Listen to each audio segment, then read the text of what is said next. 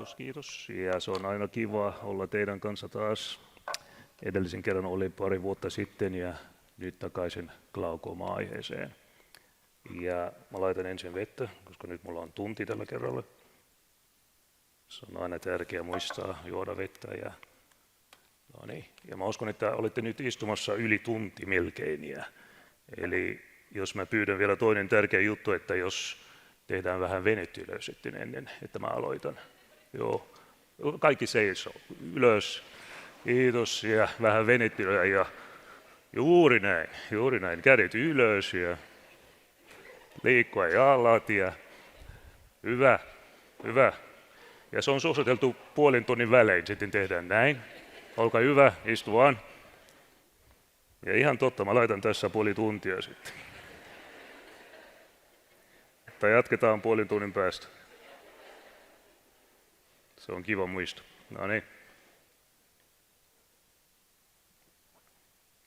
No niin, eli meidän aihe tänään on taas glaukoomasta. Ja pari vuotta sitten mulla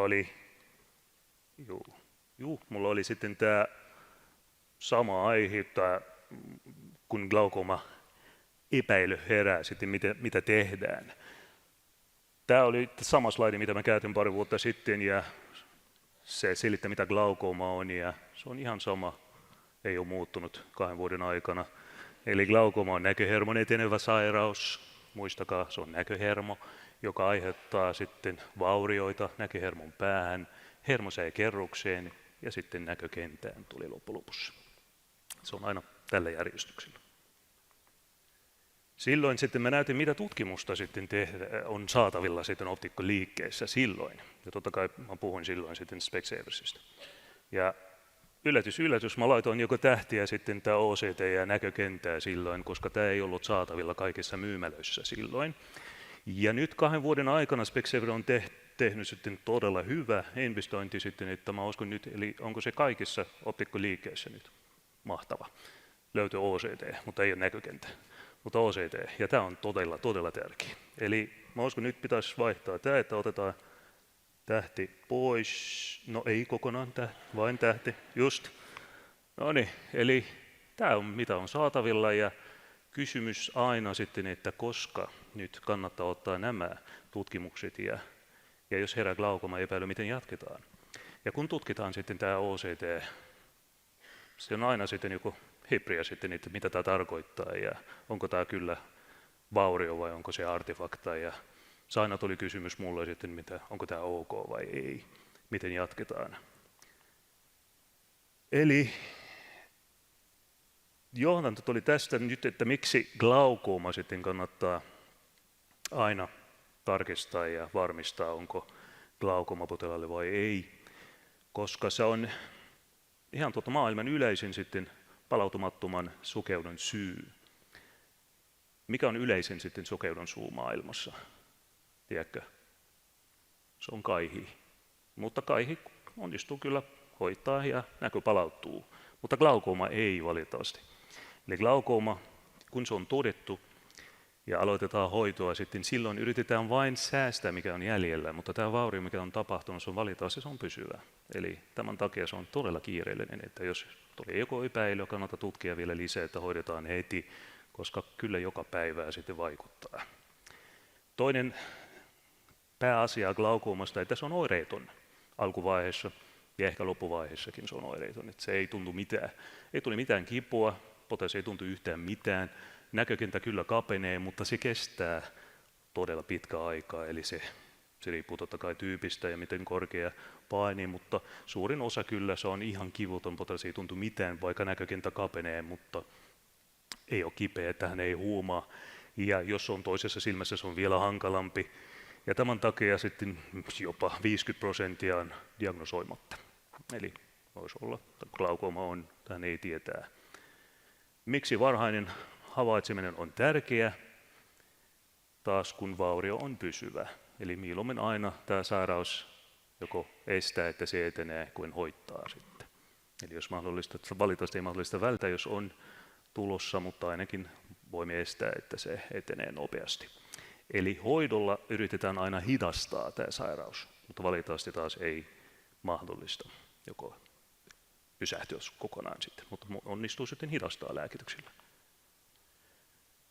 Ja lopputulos, jos ilman hoitoa tämä vasen kuva on normaali, oikea kuva, sitten näkökenttä kapenee tällä tavalla ja loppulopussa se tulee ihan sanottu putkinäkö. Ja tämä on toinen ongelma, että vaikka se potilaalla on putkinäkö, mutta näkö voi olla 1-0. Että hän näkee sieltä 1-0, mutta näkökenttä mikä on kaventunut. Eli tulee sitten joko herää kysymys, että kun se on näin pimeä, että miksi potilas ei huomaa, kun näkökenttä kapenee. Tämä on aina sama ongelma, kun yritetään selittää glaukomapotilaalle, että hän ei saa ajaa autoa. Että hän sanoo, että näkökenttä on laaja. Kyllä näkökenttä on laaja, mutta se on sama kuin tämä kuva. Eli aivo korjaa sitten tämä osa, mitä puuttuu sitten. Eli jos siellä joku ihminen sitten, joko kadulla tai auto sitten, aivo hän ei näkee, mutta jos hän näkee sitten, että siellä on ovi, eli aivo korjaa sitten tämä loppuosa, tai jos sillä on liikennemerkki, sitten aivo korjaa sitten tämä loppuosa, että hän näkee kyllä näkökenttää. Ihan laaja kyllä, mutta jos siellä on pikku lapsi tai jotain, hän ei näe. Eli tämä on sen ongelma, että hän ei huomaa.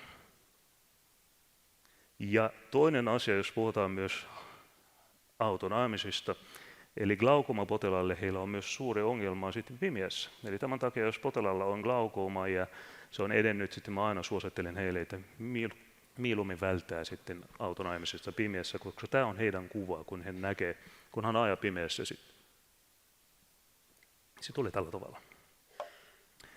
Eli jos siellä on joko tietoa, että suvussa glaukoma tai jotain ja potilas tulee ja hän tarkistaa, onko glaukoma vai ei, ja tutkimuksissa kaikki näyttää hyvältä, kannattaako ottaa tutkimusta. Eli muistakaa tämä lause. Eli OCT- ja näkökenttätutkimukset eivät ole kaikille, eli ei tarvitse ottaa kaikille. Vaan silloin, kun glaukoma epäillään. Ja kannattaa nyt kertoa vielä tässä, että jos puhutaan näkökenttä, totta kai siellä on joku muut aiheet, mutta puhutaan vain glaukoomasta. Ja sama juttu OCT. Siellä on Makola OCT, joka on mun mielestäni todella hyvä, että otetaan. Jos onnistuu ottaa kaikille, otetaan kaikille. Mutta glaukooma OCT on turha, että jos otetaan kaikille. Miksi? Mä näytän teille kohta. Ja sitten, kun tulee tutkimusta, koska tehdään, kun siellä on epäily, totta kai glaukoomaan. Ja koska herää sitten epäily, totta kai otetaan ensin sitten taas riskitekijöitä, että käypä hoito näyttää sitten tämä ensimmäinen riskitekijä on ikä, eli se tarkoittaa, että kaikilla ihmisillä on riski, että tulee glaukooma jossain vaiheessa elämässä. Koska se nousee sitten tämä riski, kun ikä on yli 40. Mä aina sanon, että siellä on totta kai sitten siellä on tämä synnynnäinen glaukooma, siellä on juveniiliglaukoma, mutta kun ihminen on kasvanut joku yli 15, sitten siihen asti kun hän täyttää 40, mä aina sanon, että tämä on honeymoon phase, eli ei ole mitään, ei tule, riski on todella pieni. Mutta kun ikä on yli 40, ei vain glaukooma, kaikki perinnölliset sairaudet alkaa tulemaan. Ja totta kai riski on tupla, kun ikä on yli 60. Ja sitten silmänpaine. Ihmisillä, joilla on silmänpaine on korkea mittauksissa, kannattaa aina ottaa huomioon siitä. Se voi olla kyllä riskitekijä. Sarveskalvon paksuus otetaan aina huomioon. Se voi olla, että silmänpaine on korkea vain kun sarveskalvon on paksu. Tämä ei ole riski. Mutta jos sarveskalvon paksuus on normaali on 400-600 tässä välissä. Jos se on paksumpi kuin 600, se on paksu, kyllä se vaikuttaa ja antaa korkea silmänpaine. Ja jos on alle 400, sitten otetaan huomioon, että se antaa matalampi mittausta kuin hänen oikea paine. Ja tämän takia otetaan aina huomioon myös tämä, jos potilaalle tehty laserkorjaus. Laserkorjaus suurin osa sitten korjauksen jälkeen, sarviskalvon paksuus, suurin osa on alle 500, se voi olla joku 400 jotain, sitten se voi olla ihan 420 tai jotain, se on aika ohut. Eli jos potilaalle tulee sitten 21, 22, tämä on liian korkea laserhoidon jälkeen, kun se on ohut sarviskalvo, otetaan aina huomioon siitä. Eli vaikka silmänpaine on normaali ylärajassa, mutta silti laserpotilaalle on korkea. Ja totta kai sitten muita sitten riskitekijöitä, eli näköhermon pääveren vuoto ja näin. Jatketaan. Eli kun siellä on riskitekijä, milloin sitten glaukomatutkimusta pitäisi tehdä. Korkeasilmanpaine, vain korkeasilmanpaine on yksi syy sitten, että tehdään OCT-tutkimusta. Ja korkea paine plus papillan löydökset, sitten mieluummin tehdään sitten myös tämä tutkimusta. Ja edelleen sitten sama lause, että se potilas tulee ilman oireita. Mitä on sitten papillan löydöstä sitten? Eli ensimmäinen tämä cup-desk ratio, eli cup-desk-suhde. Ja aina tarkistaa tämä vertikaali, eli vertikaali ei ole vaaka vai pysty. Sitten vertikaali suhde, onko se iso vai ei. No, mikä on iso, mikä on pieni, se vaihtelee, mutta tärkein asia tarkistaa sitten näköhermon reunat. Eli tämä reuna, onko se kunnossa vai, no, tuliko tästä ei, okei. Eli reunat, onko reunat pakso vai ei. Just. Tämä on toinen kuva, näyttää sitten, että cup-desk-suhde sitten tuossa on ihan normaali, paksu reuna. Tuossa se on isompi, onko tämä epänormaali, vaikka se reuna on ihan paksu. Sitten tulee tämä seuraava isent-sääntö, muistakaa aina tämä sääntö, että jos inferior superior nasal temporal, jos inferior on paksoin, eli alaosa on paksu ja sitten menee järjestyksen mukaan ja näet, että siellä on hyvä reuna vielä, eli rim on vielä paksu ja näyttää hyvältä, sitten älä huolehti siitä, se ei ole glaukooma. Ja sitten verenvuoto. Tämä on todella tärkeä löydös. Jos huomaat sitten, että sillä on verenvuoto, aikaisemmin tulee puhetta, että se voi olla sitten, että verenvuoto tarkoittaa, että siellä on glaukoomavaurio tulossa, mutta nyt tulee joku viimeisessä tutkimuksessa, että vaurio on jo tapahtunut. Että jos näet, että siellä on verenvuoto, siellä on glaukoomavaurio jo tapahtunut, ei ole tulossa. Eli kannattaa heti aloittaa sitten tämä lisätutkimusta ja hoidetaan, jos tarpeen. Jos katsot sitten tämä kuva, rim näyttää todella hyvältä. Ja tässä se on vähän ekskavoitunut, että jos katsotaan tuossa, eli siellä on tämä alatemporaalisesti se on pikkusen venettynyt tuohon sitten tämä reunaan asti, eli mitä kutsutaan notch, eli siellä on pieni notch. Vaikka jos verrataan toiselle, sitten se on aika pieni vielä, mutta kun siellä on verenvuoto, kyllä siellä on glaukoomavaurio tapahtunut. Entä tässä? Jos tarkistat nämä verensuonet, tarkistat nämä verensuonet. Näytääkö samalta? Se on ihan sama ihminen, mutta siellä on 2 vuoden aikana keskellä. Ja jos katsot sitten tuossa, cup-desk-suhde, tuossa se on lisääntynyt, vaikka rim näyttää vielä hyvää. Jos tämä kuva tulee ensin, ja no, siellä on alhaalla kyllä alkava notch, mutta onko glaukooma vai odotellaan, mutta kun meillä on tämä vanha kuva, että olemme ihan varma, että se on lisääntynyt. Eli kuvan seuranta on kyllä todella tärkeä. Ja sitten, kun meillä on nyt epäily ja siellä on vaurio nähtävissä ja vahva epäily, sitten kannattaa ottaa seuraavaksi heti glaukoomattutkimukset, eli OCT ensimmäisenä. Ja kun puhutaan OCT:stä, sitten tulee enemmän sitten tämä,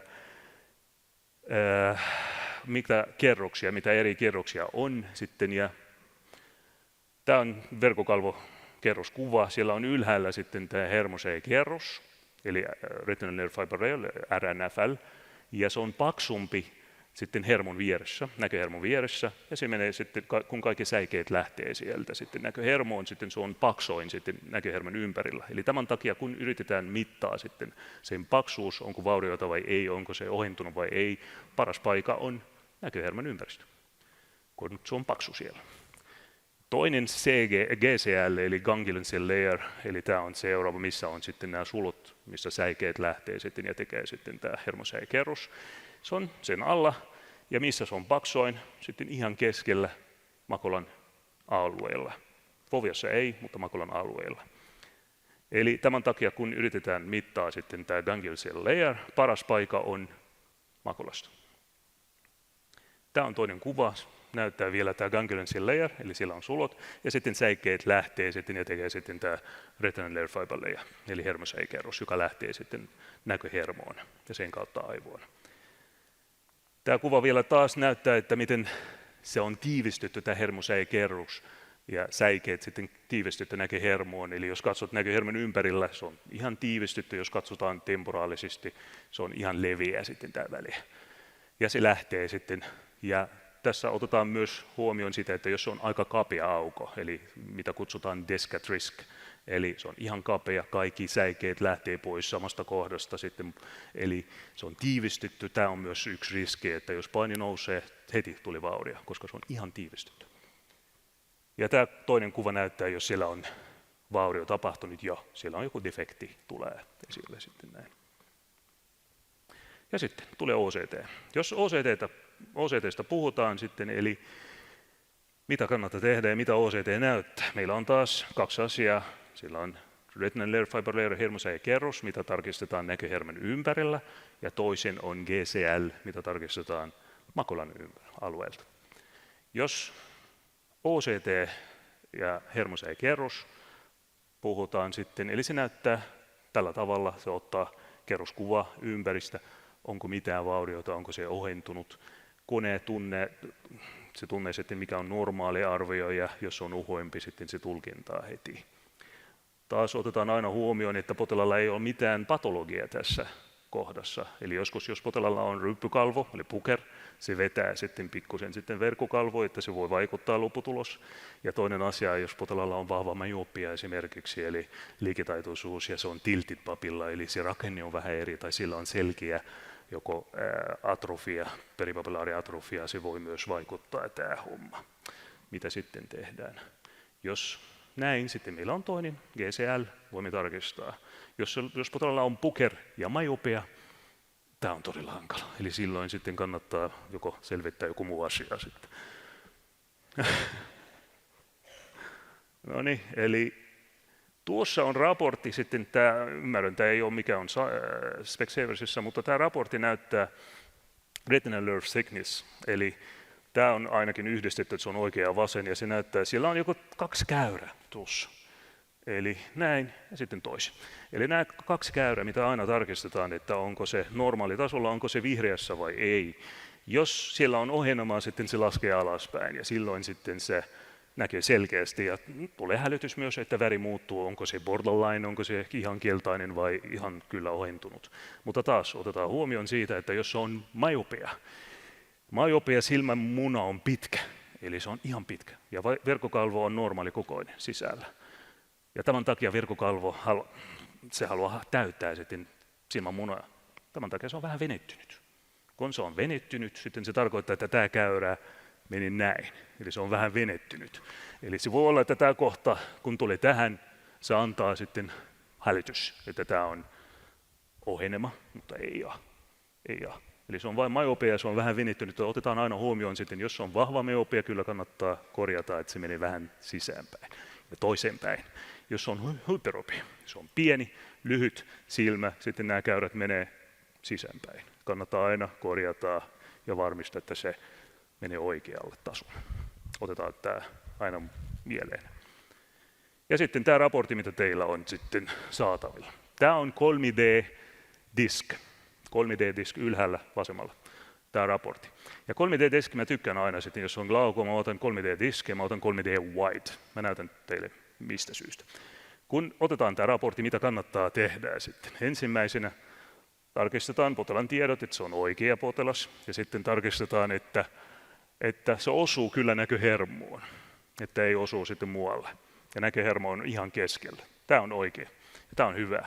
Ja sitten katsotaan, siellä on kyllä hyvä. Tämä toinen osa, missä on tämä oranssi-punainen, sitten se on paksu, se on hyvä. Ja sitten tarkistetaan nämä arvot ja mikä on tärkein vertikaali, eli cup disk ratio. Tähän on melkein 0,8. Mutta hermosäikekerros, aika normaali. Onko tälle potilaalle glaukooma? Ei ole. Ja sitten seuraava GCL, eli katsotaan sitten makula-alueella. Makula-alue. Tämä on sama ihminen. joka on ollut äsken normaali. Tässä tulee sama juttu ja muistakaa tämä kuvaa. Tämä ihan sama kuin donut, eli donut. Eli tämä on, jos on ihan täynnä ja syöttö, se on hyvä. Jos on on syötty jo, sitten siellä on vauria. Tämä on hyvä, se on paksu, se on kiva. Ja sitten tässä myös raportissa näyttää myös tämä hermosäikerros, että se on ihan ok. Ja tuossa sitten tämä myös on erittäin hyvä, tämä mikä on ylhäällä. Sitten tämä antaa sitten joko virtuaali sitten tämä näkökenttätutkimus, jos näkökentä otetaan, miten tämä vaurio tulee näkökentissä. Ja tämä on ihan siisti, ja tämä on pieniä artefaktia, ettei ole mitään. Tämä on toinen tyyppi raportissa, ja se näyttää vasemmalla, jos siellä on vauria hermosäikerroksissa. Se on mennyt sitten punaisille, tuossa käyrät, ja sitten tämä ganglion cell layer, sama juttu makulan ympärillä. Se näyttää, ja jos katsot ylhäällä, tuossa sitten tämä donetsi, sillä on pieni pala jäljellä tuossa oikeassa silmässä, vasemmalla se on syötty kokonaan, eli se on lähes sokea silmä tuossa. Ja sitten tulee näkökenttätutkimus, jos haluamme vielä lisää tutkimusta tehdä, että näkökenttätutkimus. Näkökentistä, jos otetaan taas sama juttu, että varmistetaan, että se on oikea potilas, oikea silmä ja kaikki ok. Strategit tarkistetaan, jos seuranta tehdään. Tässä esimerkiksi se on SITA-FAST. Mieluummin se on aina sama ohjelma, eli SITA-FAST kai joka kerta. Ja jos SITA-standard, sitten SITA-standardsi vaikuttaa vain pituus. Eli tämä näkökenttä esimerkiksi tehty on melkein 2,5 minuuttia. Se on aika nopea, mutta varmistetaan, että kaikki kunnossa, ei mitään sitten fiksaatiomenetystä, false positive, false negative, ihan ok, eli tämä on luotettavaa ja hyväksytään. Jos potilas on, siellä on esimerkiksi false positive on aika iso, se tarkoittaa, että potilas painaa koko ajan sitten näin, eli joskus kutsutaan tämä on happy patient, hän painaa koko ajan sitten, että se tuli näin, että hänellä ei ole sokea piste, eli kaikki kunnossa. Tämä totta kai ei tarvitse ottaa. Tämä on epäluotettava, ei tarvitse tulkintaa ja mieluummin otetaan taas, jos ei onnistu, sitten se ei onnistu, että näkökenttä ei sopi tälle potilaalle. Toisen asian sitten, jos false negative on lisääntynyt, sitten se tulee lopussa sama kuin tämä, ja tämä kutsutaan, se on butterfly, eli perhonen sitten butterfly sitten näkökenttä, eli se on tulee joku kaventunut muualta, mutta se on, tarkista ensin, onko se false negatiivinen liikaa, jos se on liikaa, sitten tämä on epäluotettavaa. Tämä lyhyesti sitten tämä näkökenttä, koska hyväksytään ja koska kannattaa ottaa uudelleen. Ja sitten, onko mitään kysyttävää tässä vaiheessa? Ei, otetaan lopussa. Okei. Okay. No, ihan sama, jos otetaan nyt yksi. Onko se sama tästä asiasta? Ja? Mikrofonin sen, no niin, kiitos. Niin, jos sulla on aikaa nyt ottaa kysymys, niin otetaan samaan syssyyn, kun ollaan asian äärellä. Jos optometristi huomaa glaukoomaa sairastavalla verenvuodon papillassa, onko ohjattava silmälääkäriin hoitotasapainon tarkastamiseksi? No se on hyvä, juu, ja lisäksi se on hyvä ottaa OCT valmiiksi. Ja kyllä mieluummin sitten silmälääkärille, että hän näkee, onko siellä joku pieni muutos tai jotain. Sitten mikroskoopi vielä antaa tarkempi kuva kuin valokuva. Eli kyllä kannattaa. Ja millä kiireellisyydellä mieluummin, jos näin sitten alle 3 kuukautta? Toinen kysymys olikin juuri kiireellisyydestä. Jos on verenvuoto näköhermon päässä, kuinka nopeasti pitää päästä silmälääkärille? Alle 3 kuukautta. Ja. Otetaan vielä yksi tähän väliin. Mitä jos asiakkaalla ei ole mitään muuta glaukoomaan viittaavaa kuin GCL-ohentuma makulalla? Voiko tämä viitata johonkin toiseen silmäsairauteen? Tämä on todella hyvä kysymys. Eli GCL on hyvä, jos silmänpohja on ihan terve, että se ei ole mitään muuta sairausta, koska jos sillä on joku diabetes tai sillä on joku rappeumamuutosta tai jotain, kaikki vaikuttaa sitten tähän. Eli GCL on hyvä, sanotaan ehkä vähän nuorille sitten ihmisille ja myopiapotilaalle mieluummin aina ottaa, mutta kyllä, sillä on muita sairausta voi vaikuttaa sitten tämä GCL. Se voi olla ihan puker esimerkiksi, voi heti vaikuttaa sitten, että tuli vähän epätarkka. Se on ihan totta. No niin, jatketaan sitten. Mulla on nyt jo hyvää aikaa. Ei ole vielä. No niin, eli jatketaan eteenpäin. Tämä on potilastapaus 1 ja OCT. Se on mies 8-vuotias perusterve, sukurasitus, ei ole mitään.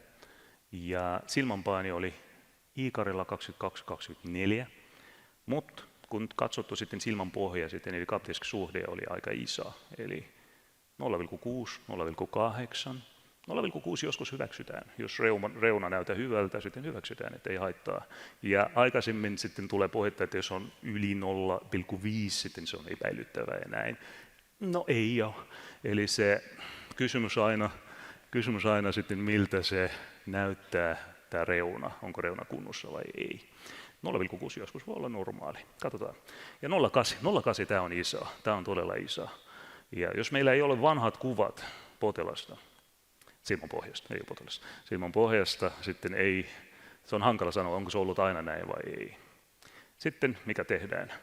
OCT. OCT on otettu ja tämä on vasen silmä, missä on sitten tämä 0,8. Se näyttää hyvältä. Donetsi ihan ok, ei ole mitään vaurioita. Tämä on sitten tulee, no ihan borderline tämä, mutta on, tämä kuva sitten näyttää hyvältä. Eli siellä on joku paksu ylös ja alas, eli säikeet on paksuja. Tuossa sitten käyrä näyttää hyvältä, ei ole mitään sitten defektiä näyttää tuossa. Ja sitten ylhäällä näyttää myös tämä näkökenttä, että on ihan siisti. Että mikä tämä punainen juttu sitten on artefakta, että ei tämä ei tarkoita mitään. Ei tarvitse huolehtia siitä. Sitten tämä on sama, potilas sama silmä, mutta se on 3D, tämä oli 3D white. Ja tämä on sitten 3D, eli 3D disk. Tarkistetaan taas, se on osunut oikeaa sitten näköhermon päällä ja sitten kyllä se on aika iso kuoppa. Tämä on kyllä epäily suoraan sitten, että onko totta, onko siellä jotain. Mutta hermosäikeros kunnossa, kaikki kunnossa. Ei tarvitse tehdä mitään. Hänellä ei ollut mitään glaukoomaa. Onko riski? No, voisi olla. Iän mukaan kyllä on riski, mutta kaikille ihmisillä on riski. Entä seuraavaa? Tämä on oikea silmä. Oikea silmä oli, no, se oli 0,6. Tässä ainakin se on tulkittu 0,7, 4, mutta otetaan huomioon, onko se osunut ihan oikein, oikeassa paikassa? No ei. Pikkusen siirtynyt ylöspäin sitten. Se ei ole näköhermon pää. Ja tämän takia, kun katsotaan sen vieressä tämä kuva, se antaa sitten ylhäällä, se on kyllä paksu sitten hermosäikeros, mutta alhaalla nyt se on ihan keltainen. Onko se ohenema? Ei ole, mutta se on vain, että OCT on pikkusen mennyt vähän ylöspäin. Eli se on antanut sitten ihan reunasta, ei ole näköhermen ympäristö. Ja tämän takia se on tulkittu, no kohtalaisesti. Voimme sanoa, että vähän väärin myös. Mutta tämä silmä hyvä, että ainakin tämä ei ollut missä on kysymys sitten, onko glaukoma vai ei. Ja kun otetaan seuraava kuva, sitten se on sama ihminen ja sitten tämä GCL. Onko GCL, kun näköhermon pää oli pikkusen siirtynyt, tämä kuva on pikkusen siirtynyt ylöspäin, vaikuttaako tämä GCL? Ei, koska GCL taas tulee sitten makulasta, se on eri paikka. Eli tämän takia, jos muistatte sitten äsken, se oli alhaalla, tuossa oli ihan vaalea, eli keltainen, ylhäällä oli punainen. Jos tulee seuraava samasta silmästä, nyt se on paksu molemmin puolin, kun se on nyt oikea paikka. Ja ei mitään defektiä, kaikki kunnossa, Donetche, ei mitään näkökentä, ihan siisti, ei tarvitse mitään. Tämä on seuraava. Entä sitten? Potilastapaus 2. Eli kyseessä tässä on nainen, hän on 51-vuotias ja 51, heti hälytys, yli 40. Sitten sukurasitus, isällä on glaukooma, toinen hälytys ja silmänpaini 24-26, okei, ja TA 26-26, okei, 26. Mä aina sanon, että 21-29 tämä on harmaa alue. Eli onko glaukoma vai ei. Yli 30 sitten kyllä otetaan tämä huomioon heti ja tutkitaan, mutta tämä on vielä harma, mutta sillä on sukurasitus. Kun nyt katsotaan vielä cup disc ratio 0,8-0,7, okei, mutta sillä on notch. Sillä on notch. Ei ollut mitään verenvuotoa, mutta sillä on notch alatemporaalisesti. Kun siellä on notch, eli ohentunut, tämä on tyypillinen glaukoomavaurio. Kun tämä tapahtuu, silloin heti otetaan glaukoomatutkimusta. Tämä on vasen silmä. Vasen silmä, kun katsotaan hermosäikekerros näyttää hyvältä. Tuossa se on paksu ylös ja alas, tämä kuva ei näytä mitään defektiä. Tuossa donitsi on hyvä. Tässä sillä on alhaalla jotain, onko se joko näkökenttäpuutos tai jotain. No, en usko, mutta kun hermosäikekerros näyttää hyvältä.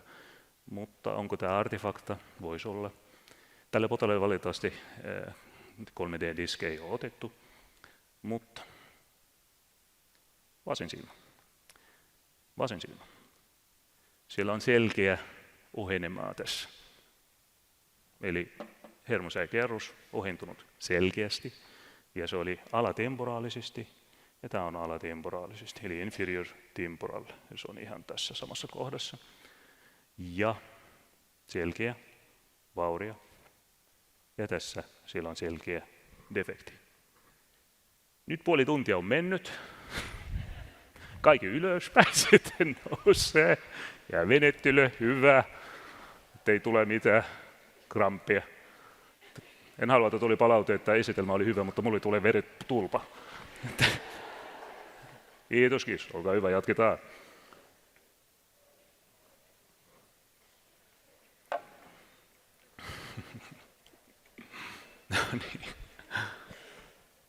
No niin, eli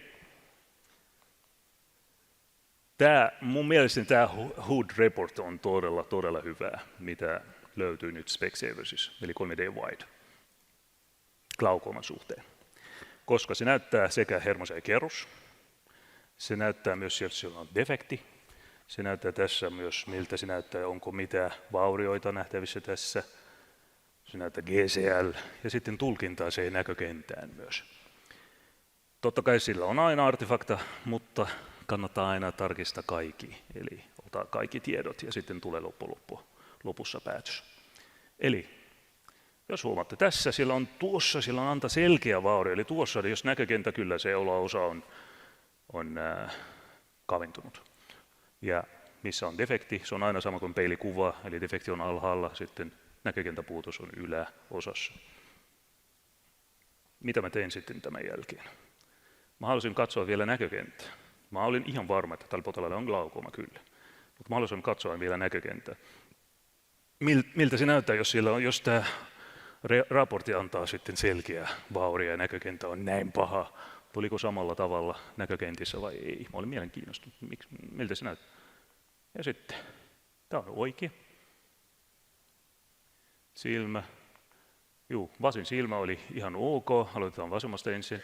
Eli vasen silmä oli täysin normaali, eli Visual Field Index antanut sitten 100%, eli tämä testi on onnistunut todella hyvin. Ja tämä ei aina toimii sitten tällä tavalla eka kertaa. Tämä oli sitä standard, 4,5 minuuttia, se on ihan ok. Jos se kestää 8 tuntia, eli tupla-aikaa, kannattaa aina miettiä, tuliko taukoa keskellä, onko potilas jaksanut vai ei. Se nostaa heti riskiä, että tämä testi voi olla vähän epäluotettava. Ja sitten MD, muistakaa tämä MD. MD on plussa. Jos MD on plussa, ei ole glaukoomavaurio, jos testi on luotettava. Eli jos on glaukooma, se alkaa miinuksilla, eli -2 tai vähemmän sitten, eli silloin sitten siellä on glaukooma. Ja PSD, no se on käytetään, mutta MD on tärkein asia sitten. Ja hyvä seuranta varten myös, jos katsotaan näkökentä ja MD joko miinusta lisääntyy, sitten siellä on progressiota. Eli jos verrataan toiseen silmään sitten, oikeassa silmässä, tämä on se vaurio nyt, eli se ei näytä pahalta, mutta on. Se oli alatemporaalisesti, tämä vaurio näköhermon päässä ja näkökentässä se tulee ylänasaalisesti. Eli tässä, jos katsotaan tämä pattern deviation, se on tässä kohdassa sitten on vaurioitunut ja ylhäällä kyllä tämä grayscale sitten näyttää, että siellä on puutusta nähtävissä tuossa ja sillä on herkkyyden alenemaakin ja MD on -2. VFI kyllä on laskenut, mutta se on silti luotettava näkökenttä. Hän on tehnyt joku 2% false negative virheitä ei haita mitään, nolla ei haita mitään, false positive ja fixation loss. Tämä on todella luotettavaa sitten näkökenttä, mutta epänormaali, sillä on glaukooma. Yksi asia vielä, että tämä false positive, jos se on yli 20%, sitten ei tarvitse edes tulkintaa tämä näkökenttä, se on epäluotettava. Ja false negative, jos se on yli 30%, sitten se on epäluotettavaa tiedoksi. Eli tälle potilaalle oli sitten tämä vasen silmä ja oikea silmä, muistakaa, silmänpaini oli sama, 26 ja 26, mutta vaurio on toisessa silmässä vain oikealla, vasemmalla ei ollut mitään. Seuraava kysymys, jos aloitetaan, mitä tehdään nyt? Aloitetaan hoitoa. Jos aloitetaan hoitoa, onko se vain vasemmassa silmässä? Mieluummin molempiin silmiin, koska hänellä on suuri riski, että tulee toiseen silmään myös, kun paine on korkea. Ja vaikka siellä oli selkeä vaurio tuossa, näkökenttä oli aika siisti toisessa silmässä ja siellä oli lievä vaurio, eli pelkkä näkökenttä ei riittää. Ja kannattaa aina ottaa OCT ja muistakaa, että ei aina tarvitse ottaa näkökenttä, jos OCT on siisti, ei tarvitse ollenkaan, koska ei mahdollista ikinä, että tulee normaali OCT, jos taas tehty hyvin ja luotettavaa, ja tuli näkökentissä vaurioita. Jos kysymys on glaukoomasta, se voi olla joku toinen asia, sitten joko aivoinfarkti tai jotain, mutta jos kysymys on glaukoomasta, sitten ei mahdollista, että OCT on siisti ja näkökentissä tuli vaurioita. Ei. Eli tämän takia, jos OCT on siisti, ei tarvitse näkökenttää ottaa. Mutta jos OCT:ssä on vaurioita, kyllä näkökenttää kannattaa ottaa. Ja seuraavaksi OCT ja näkökenttä. OCT näyttää sitten silmänpohjan rakenne ja aikainen havaitseminen. Se näyttää ennen näkökenttäpuutosta. Näkökenttä se näyttää toiminta, elämänlaatu. Jos tulee kysymys joko autonomisesta esimerkiksi, eli näkökenttä on tärkeä, ja sitten yhdessä antaa ihan täydellinen kuva. Hoitopulkka, sitten pulkku mieluummin aina, jos epäily glaukoomasta, sitten OCT vahvistaa rakenteelliset muutokset, näkökenttä sen jälkeen osoittaa toiminnallisen sitten vaikutuksen, ja yhdessä tulee ihan varainen diagnoosia sitten ja seurantaa niillä tutkimuksilla. Tulevaisuus. Totta kai tekoäly on kaikessa nyt asiassa, mutta tekoäly, mä uskon, että tulee pian sitten glaukoomassa. Ainakin OCT voi tulla, että se tulee automaattinen analyysi ja tulee joko suositusta ja näin.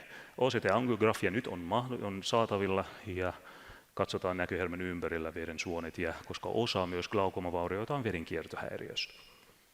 Ja etävastaanotto, no en tiedä Suomessa, koska tämä tapahtuu, mutta esimerkiksi Lontoossa on ollut nyt covidin aikana ja tähän asti se jatkuu.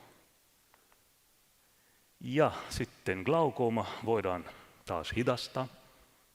Ei valitettavasti mahdollista pysähtyä, mutta onnistuu hidastaa lääkityksillä, jos löydämme sen ajoissa. Ja glaukooman diagnoosi on tämä, mitä mä aina sanoin sitten. Eli glaukooman diagnoosi on sama kuin sitten tarinan kuuntelemista. Eli kuuntelit koko tarinaa sitten. Vasta kaikki luvut sitten yhdessä paljastavat totuuden. Ei yksi ainoa lause, vain jos yksi ainoa lause. Ei mahdollista. Eli kannattaa tarkistaa kaikki, paine ja pohja ja OCT ja kaikki. Ja sen jälkeen tulee kyllä, tämä on ihan kyllä glaukooma. Kiitos.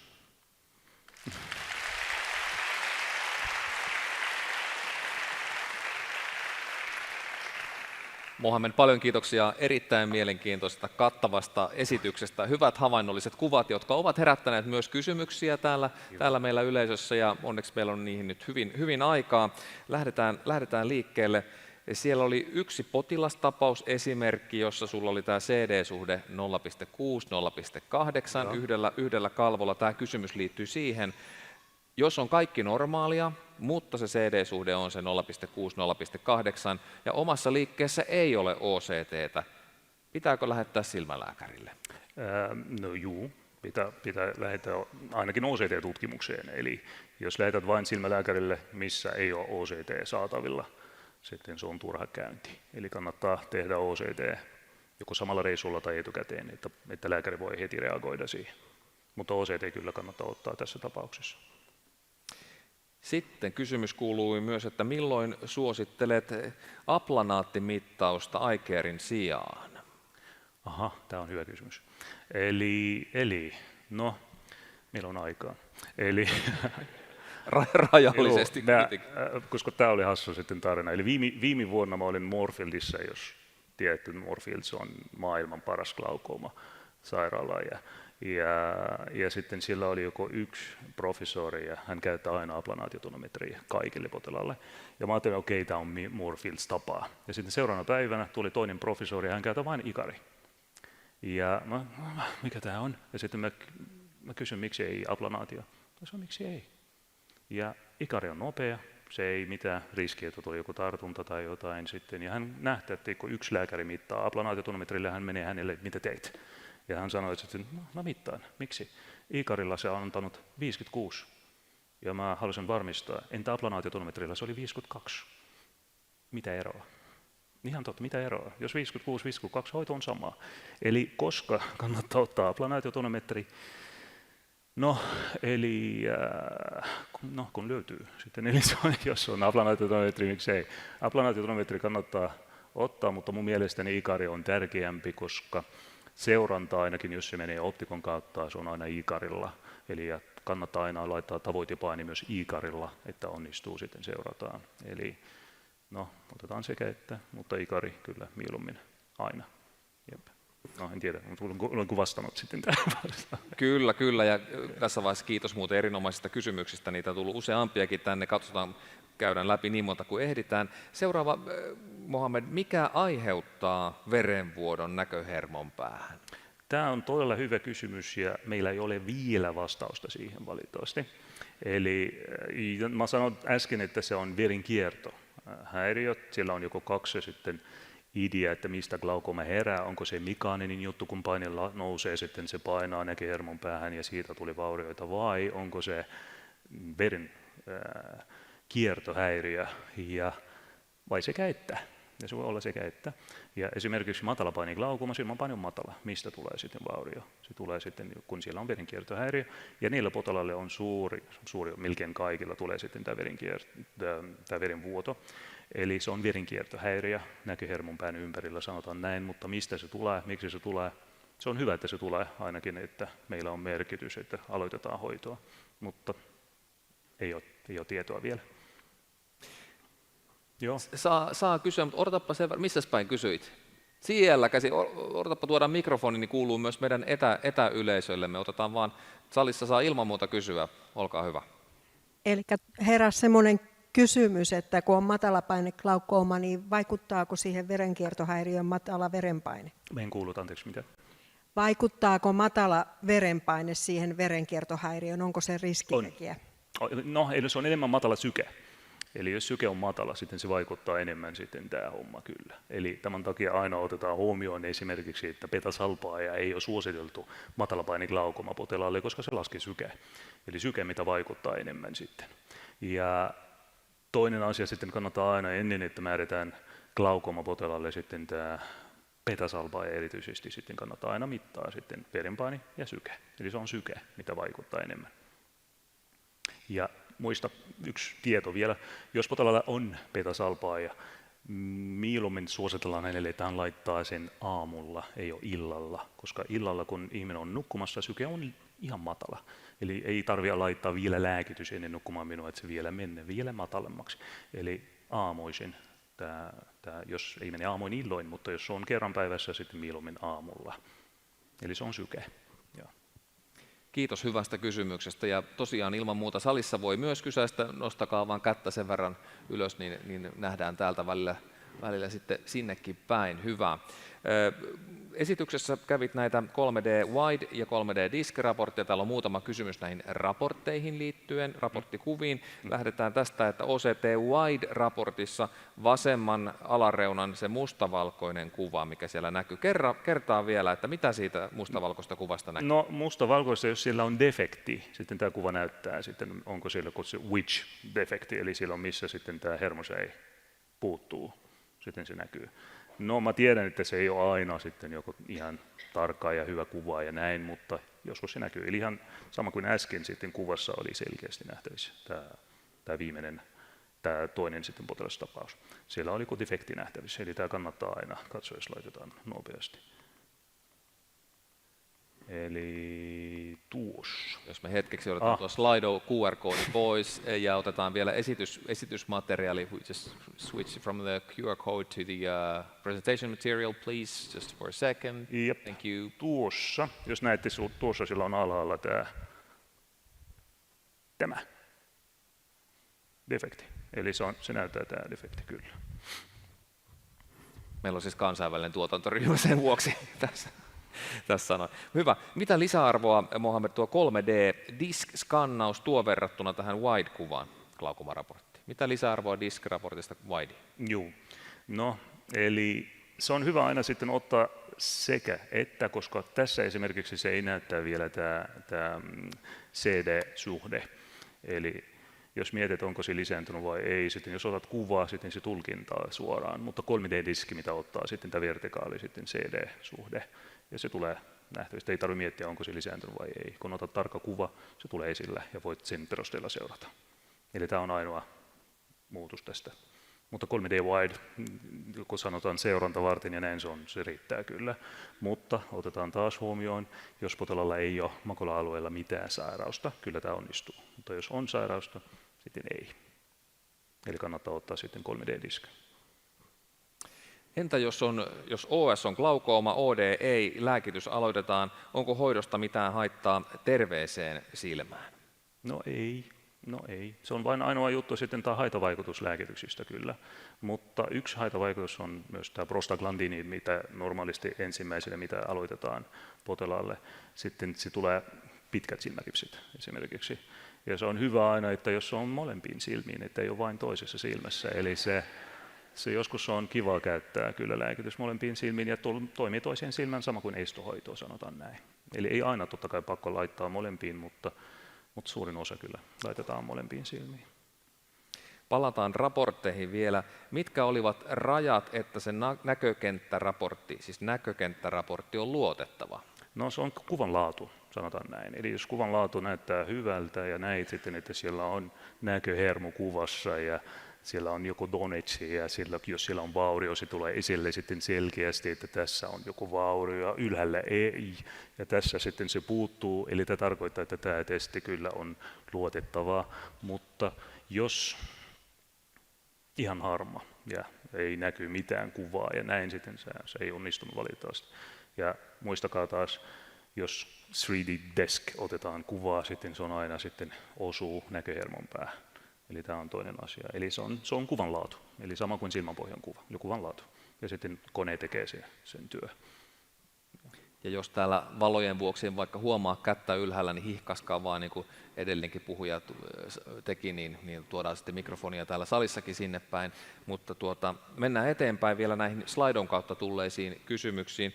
Jos glaukooma-potilas tulee optikolle, pitääkö asiakkaalta silloin tutkia se silmänpohja vai riittääkö niin sanotusti perusrefraktointi, jos asiakas vaan haluaa uusia lasit? Joo. Eli ainakin sitten kannattaa mitata silmänpainetta. Eli mä suosittelen kaikille ihmisille sitten silmänpaini, koska taas tämä sairaus tulee ilman mitään oireita. Mutta jos potilaalla on todettu glaukooma ja suurin osa nyt julkisella sektorilla se kestää melkein vuosi, eli kerran vuodessa hän käy sitten tutkimuksissa joskus valitettavasti pidempää aikaa. Eli jos mahdollista ottaa myös silmänpohjan kuva, että soljetaan pois, että ei ole mitään verenvuotoa tai jotain, koska verenvuoto ei ole vain alkuvaiheessa. Se voi olla, että kun glaukooma-diagnoosi ja lääkitystä on ja silti tulee verenvuoto. Eli tämä on yksi merkitys, että siellä on progressiota, eli kannattaa tehostaa lääkitystä. Eli tämän takia meillä on seuranta. Eli tämä ei ole sairaus, että diagnosoidaan, aloitetaan hoito ja se on se. Eli kannattaa aina seurata, koska valitettavasti kannattaa aina tehostaa lääkitystä ja joskus kannattaa leikata. Eli tämän takia kyllä mieluummin me tarjotaan potilaalle, että otetaan myös pohjan kuva ainakin. Ja ei tarvitse OCT, jos diagnosoitu, mutta jos on jotain, sitten mieluummin ottaa myös OCT, miksi ei. Mutta mä suosittelen kyllä. näkökenttätutkimuksiin liittyen on muutamakin kysymys täällä vielä tullut. Yleisin näkökenttä, jota tämä kysyjä itse käyttää, jota on tehnyt glaukomapotilaille, on Octopus G2. Joo. Omissa slaideissasi oli Humphrey. Onko niiden antamassa informaatiossa olennaisia eroja? No ei, mutta se on ainoa ero sitten, että tämä Humphrey on mustavalkoinen. Ja Octopus on värillinen, eli se sanotaan näin. Eli kenttäpuutos on ihan musta molemmissa, mutta no mä tykkään enemmän Humphrey mun kokemuksista, mutta Octopus myös antaa ihan sama. Heillä on joko käyrä sitten antaa, sitten, jos se laskee alaspäin, niin sillä on selkeä glaukoomavaurio ja näin, mutta se on samat tulokset sitten loppulopussa. Eli sekä Octopus että Humphrey, kaikki molemmat käy hyvin. Ei mitään hätää, ei mitään muutosta, ei ole suurta muutosta ainakin, eli onnistuu kyllä. Mutta se kysymys aina, jos potilaalla on ollut seurannassa sitten Humphrey näkökentissä ja sitten siirretään Octopus. Ja silloin tuli joku kysymys, että kannattaa heti ymmärtää, mitä tapahtunut sitten siihen, mutta loppujen lopussa kyllä se on toimii ja ihan luotettavaa kyllä. Ja näkökenttätutkimuksiin liittyen vielä se toinen kysymys luotettavuudesta. Millä tasolla VFI:n pitäisi olla, että se näkökenttätutkimus on vielä luotettava? Tämä on todella hyvä kysymys. Eli jos katsotaan kirjoissa esimerkiksi, se on aina mainittu, että jos on alle 90, sitten kannattaa joko miettiä, mutta ei. Eli jos vaikka 50 tai 60, hyväksytään, ei ole mitään ongelmaa. Eli kun potilaalla sitten tulee näkökenttävaurioita, ja siellä on totta, ihan osa hän ei näe. Eli tämän takia mä laitoin tässä äsken, että false negative voisi olla 30% ja hyväksytään. Miksi? Koska se on ihan totta, siellä on näkökenttäpuutos. Eli siellä on kohta, mitä hän ei näe. Että jos hän ei paina, koska hän ei näe. Eli joskus koneen tulkinta se, että se on false negative. Mutta ei, se on ihan totta, että siellä on näkökenttäpuutos. Eli visual field index, jos se nousee, se on luotettavaa, mutta siellä on monta asiaa vaikuttaa tämä luotettavuus. Mutta jos muut, eli fixation loss on matala ja false positive, false negative kunnossa, sitten hyväksytään sitten tämä testi. Eli mä en tarkista muuta, eli hyväksytään testi. Ja katsotaan vain sitten tämä MD-seuranta varten myös. Jos miinusta on lisääntynyt, sitten siellä on progressio kyllä. VFI ei vaikuta paljon. Hyvä. Mennään vielä eteenpäin. Ja tämä popsahtikin. Jos harmaata aluetta on silmänpaineessa 21-29 välillä, niin mikä on sitten matalassa paineessa se raja ja milloin silmänpaine on vaarallisen alhainen? Okei, tämä on todella hyvä kysymys. Eli se, normaali paine, joskus sanottu, että se on 8-21, mutta nykyään sanotaan, että se on 6-20-21. Eli jos on alle 6, sitten silloin kannattaa miettiä. Mutta taas, se voi olla, että se on alle 6, koska sarviskalvo on ohut. Ja jo korjauksen jälkeen sitten tulee melkein joku 20 tai jotain, joka se on normaali. Mutta kysymys aina sitten silmän pohjasta. Jos paine on liian matala, todella matala, tämä nähdään sitten leikkauksen jälkeen esimerkiksi, se tulee liian matala, joku 2-3 paini, silloin koroide sitten vähän paksuun, tuli vähän verta ja se painaa verkkokalvo eteenpäin. Eli se näkyy kyllä silmänpohjan kuvassa, mutta joskus myös huomattiin, jos tarkistatte sitä refraktia. Eli se näyttää ihan sama kuin silmä menee lyhyemmäksi, eli se menee plussaan suoraan. Eli jos refraktio on muuttunut ja paine on matala, sitten tämä on hälyttävää kyllä. Eli kannattaa heti käydä silmälääkärille. Mutta jos pohja näyttää hyvältä, otettu kuvat ja kaikki kunnossa, ei tarvitse mitään ja hyväksytään se. Elämä on helppo. Ja otetaan vielä yksi kysymys ennen lounastaukoa ainakin täältä. Joskus asiakas ei jaksa tai pysty tekemään niin sanotusti pitkäkestoista näkökenttätutkimusta, esimerkiksi G2. Antaako Octopusilla tehtävä top-kenttä riittävästi informaatiota? No, tämä on sama kuin sitä vasta, eli Humphreys. Eli se on hyvä, sanotaan seulonta varten, jos seurataan ja näin, mutta No se kysymys on vain mistä syystä. Jos on glaukoman seuranta varten, se on hyvää, mutta jos kysymys on sitten, että haluatte joko tarkistaa, onko näkökenttää puuttunut, tai puutosta tapahtunut aivoinfarktin jälkeen ja näin, sitten se on vähän epätarkka. Eli, ja jos on ainoa mahdollisuus sitten otetaan totta kai, mutta jos mahdollista ihan kunnon standardi sitten ohjelmaa, se on paljon parempi, mutta ei ole paha, kyllä onnistuu. Ja vielä ehditään napata vielä tuo viimeinen tuolta slaidosta. Voiko OCT paljastaa hermosäijien gangliosoluvaurioita, vaikka näköhermonpäissä ei näy muutosta edellisiin kuviin? Onko OCT herkempi muutosten havaitsemiseen? Okei. Tämä on sitten sama kysymys, onko se kana vai kananmuna, eli kumpi on ensin. Eli tähän asti, mikä on todettu, että vaurio alkaa ensin näköhermonpäässä ja sen jälkeen sitten tulee sitten tämä defekti muualla. Siellä on tutkimusta menossa nyt ja se tulee tuloksia ja sitten niitä vaurio alkaa makulan alueista, mutta se on sitten ihan melukuuli, eli se ei tule esille tässä, eli tutkimuksessa. Eli kun näet defekti, eli se on glaukoma ja pitäisi olla aina näköhermon päässä myös defekti, eli ei ole toiseenpäin. Eli muistatko ensimmäinen slaidi, se oli näköhermo, sitten hermosäikerros, sitten näkökentä tuli loppujen lopuksi. Eli se on aina näköhermon päässä, tulee defekti kyllä. Ei mahdollista, että se on vain GCL-kerroksissa. Ja taas otetaan huomioon siitä, että makula-alue, tämä on paikka, mistä kaikki verkkokalvosairaudet alkaa tulemaan. Kaikki diabetes ja rappeuma ja näin, eli kaikki tulee tässä kohdassa. Eli näköhermo on, jos on otettu hyvä ja luotettava kuva, se on paljon luotettavampi kyllä. Eli vastaus ei.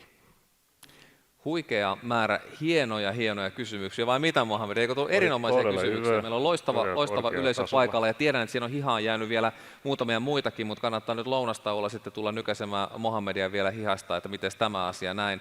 Erinomaista, paljon kiitoksia. Ennen kaikkea suuri kiitos meidän asiantuntijallemme. Mohamed Geneid, hyvä yleisö. No niin, kiitos.